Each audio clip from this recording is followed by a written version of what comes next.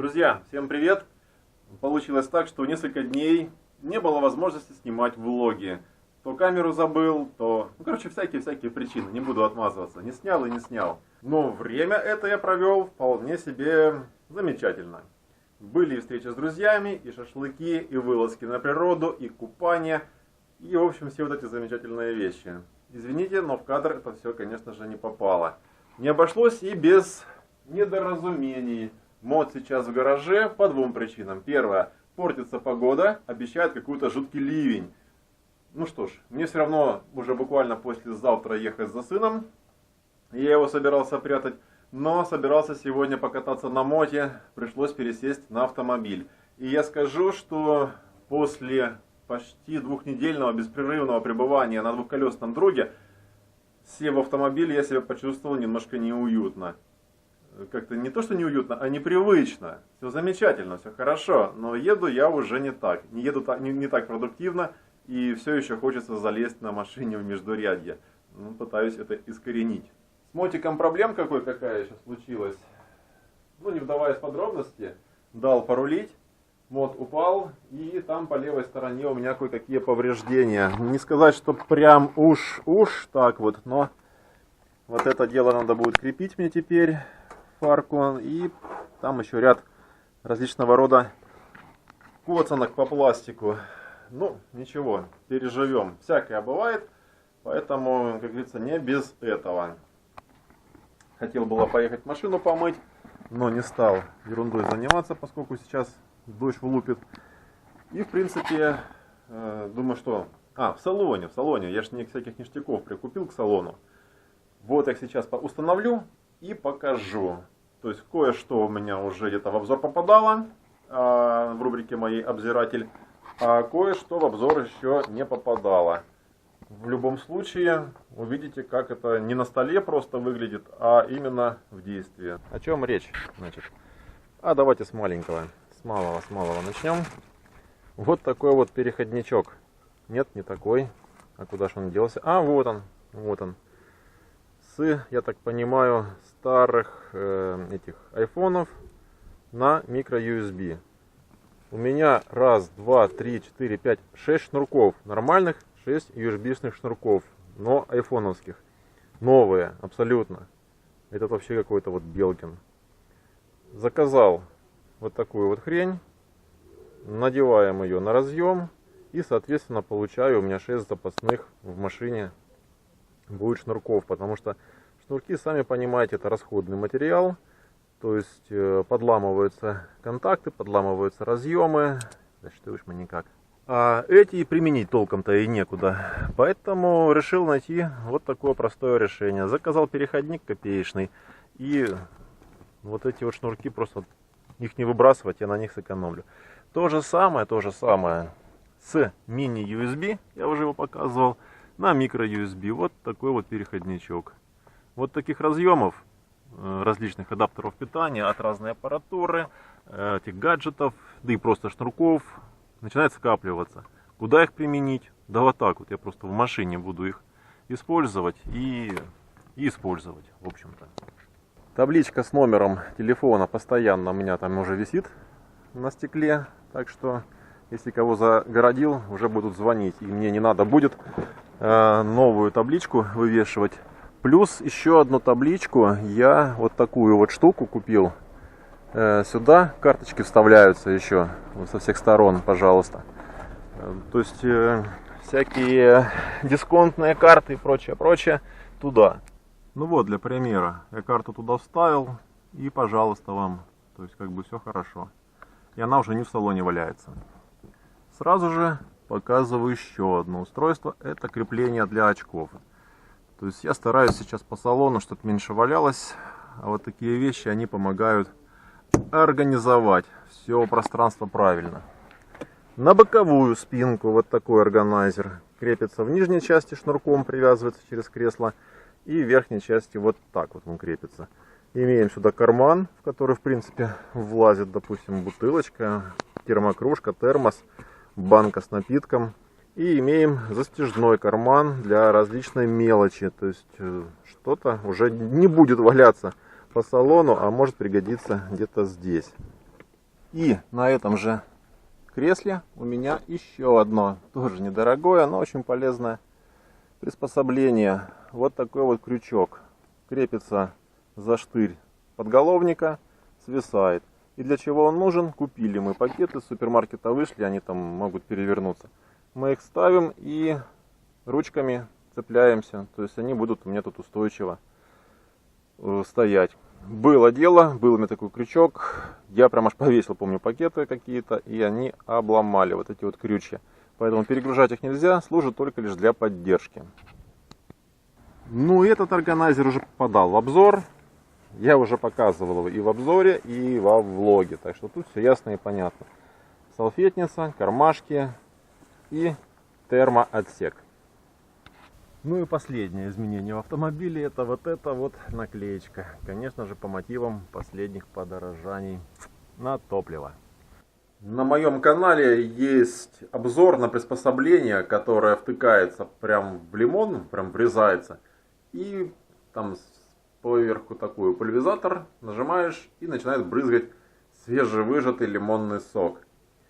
Чтоб лимон не пропал после этих экспериментов, я решил его поместить вот в эту красивую бутылочку и залить спиртосодержащей жидкостью крепостью порядка 45 градусов. И я вам скажу, получилось очень даже и не дурно. Это я не сейчас пробовал, это я пробовал раньше, но и аромат, и вкус то, что надо. Погодка задождилась, но ничего, есть чем заняться. Так, кто смотрел мои выпуски о том, как делать самогон, вот уже почти месяц бутылка. И вот уже, если мы ее переворачиваем с углем, ну не настолько быстро, но все-таки уже не настолько мутно. Черт, на камеру плохо видно, но на самом деле, вон там уже видно прозрачность. В общем, я это все буду вести, как и говорил, до состояния, когда она начинает просветляться прям очень-очень быстро. То есть весь мусор вместе с углем на дно падает. Вот хотите верьте, хотите нет, потребовались мне вот эти вот бамбуковые шпажки. И я вот просто начал, 100 штук даже, я думал 50. Начал их искать, заезжал в карусель, заезжал в перекресток, они везде кончились, как будто бы прям вот спрос на них пошел. В общем, купил в фикс прайсе. А для чего купил, я скоро, надеюсь, покажу. Сейчас же я более чем активно уже запас видосов делаю. В принципе, по количеству я уже подхожу к своему плану. Остается вот эти описания, картинки, прочее. Да, где-то, конечно, начинаю уже просто косячить. Целый день обрабатывать видосы — это тяжело. Реально тяжело. Начинает уже башка кругом как-то идти. И любимое дело уже начинает как-то немножечко, не то что надоедать, а раздражать, что ли. Ну, в общем, напрягать. Ну ничего, все это на благо, потому что с завтрашнего дня, в принципе, мне некогда будет заниматься обработкой. Максимум, что я смогу себе сценарии только набрасывать на будущее, и все. Потому что завтра я еду уже к сыну, забираю его, буквально день-два, перекладываем вещи, скажем так, акклиматизация, и едем на море. Впервые он на Черное море поедет, да и я уже давненько не был там, хочется. И что и? Вот оттуда будем делать выкладки того запаса видео, потому что очень сильно я сомневаюсь, что у меня будет получаться заниматься там монтажом. Не будет свободного времени полностью, если оно и будет, то время будет поглощаться ребенком и так далее и тому подобное. Вполне возможно, что что-то короткое, какие-то зарисовки, какие-то эпизоды, да, возможно, засниму, но в целом весь отснятый материал с юга будет выкладываться уже позже. Поэтому здесь будет такая временная накладочка во влогах. Что интересно, мы как раз попадаем в один из городов, который будет принимать гостей чемпионата мира по футболу. И попробуем проникнуться вот этой праздничной атмосферой футбольной. На сам матч мы не попадаем, разумеется, но ничего страшного. Можно и на околофутбольной теме походить и вот просто поглазеть, посмотреть, как это все происходит. Ладно, загадывать не буду. Мне надо еще промотаться, различные вещи взять. ведра, например, взять, потому что у меня в морозилке для моих подшефных муравьев накопилось уже просто куча всего. Это надо будет завтра не забыть вытряхнуть это в ведра и отвезти муравьям. То есть возле муравейника будет целая куча вот этой всякой хавки. И похавают не только они, похавают еще там лесные звери, птицы и все остальные. То бишь ничего не пропадет. Да, первые 2 дня это будет выглядеть как куча каких-то там, я не знаю, отбросов. Но это все рядом с муравейником. И ребята, я прошлый год там выбрасывал тоже ведро хавки.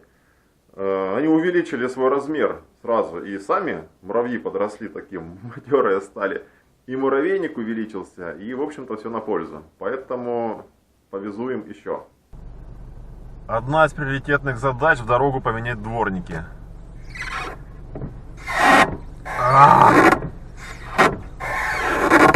Черт, я не знаю, что с ними произошло, но, если честно, они у меня долго хранились. Я купил тогда, как 2 пары получается. И вот у меня заскрипели первые. И я думал, ну все, уже хана тем дворникам, надо их повесить. Вернее, поставить. Поставил эти, они с самого вот с первого дня, как я их поставил, они стали вот так вот скрипеть. И я не знаю, это может быть антидождь, так сказывается, или сами дворники. В общем, я их не буду выбрасывать. Куплю другие. Да хотя бы сейчас в карусель заскочу и возьму какие-то там... Хорс, кстати, я видел. Я когда-то брал, мне Хорс очень понравился. Настолько долговечно они были и работали. Вот. И посмотрим, если это они также будут скрипеть, то значит это просто по стеклу так вот резина елозит. Значит это вот антидождь так себя проявляет, к сожалению, плохо. То есть это невыносимые звуки просто, а в ливень ехать. Я пробовал, думал, может быть смазки не хватает, именно вот этой пленки водяной. Едешь и подбрызгиваешь, не, ничего подобного, скрип стоит тот же самый. Купил я эти щетки, не Хорс, нифига это какой-то автовираж, да. Вот, просто рядом Хорс висели сами резинки. Ну, взял я, пускай у меня будут такие каркасные. Сейчас у меня стоят бескаркасные. Попробую, может быть, туда Хорсы поставить. Когда-то ими был доволен. Но эти совсем недорого. В общем, за пару 280 отдал.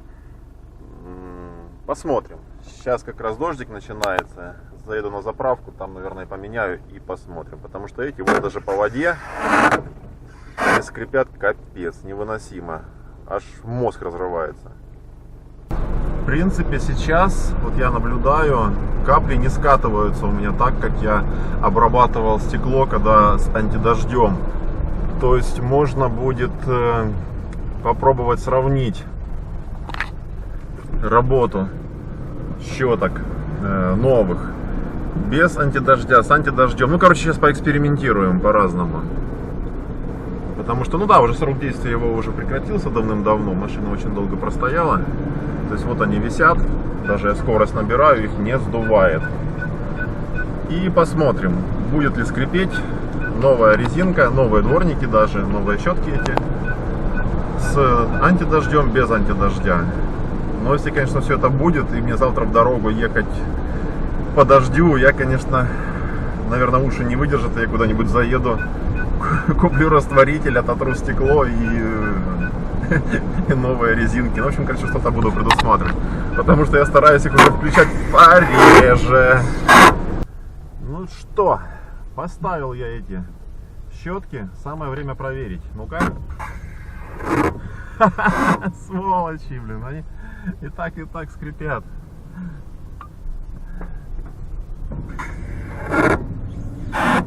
Так, в общем, что получается? Вывод. Вот этот антидождь портит всю малину, получается. То есть либо с ним, либо без него. Ну, это ж невыносимо просто.